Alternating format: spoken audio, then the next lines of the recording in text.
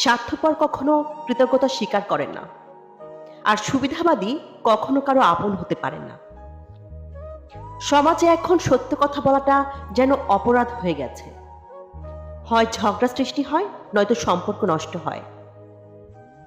সবকিছুতে কপালের দোষ দিয়ে লাভ নেই।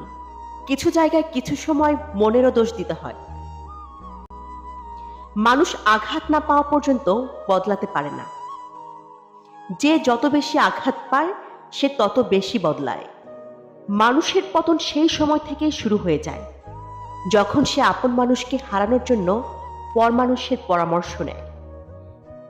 খুব সহজে মনের কথা বলে ফেলা মানুষগুলো আর যাই হোক, অন্যের ক্ষতি চিন্তা কখনোই করতে পারে না। ছোটবেলায় শিখেছি, তুমি কারো ক্ষতি না করলে কেউ তোমার ক্ষতি করবে না। আর বাস্তবে শিখলাম, তুমি যার ভালো চাইবে সেই সবার আগে তোমার ক্ষতি করবে।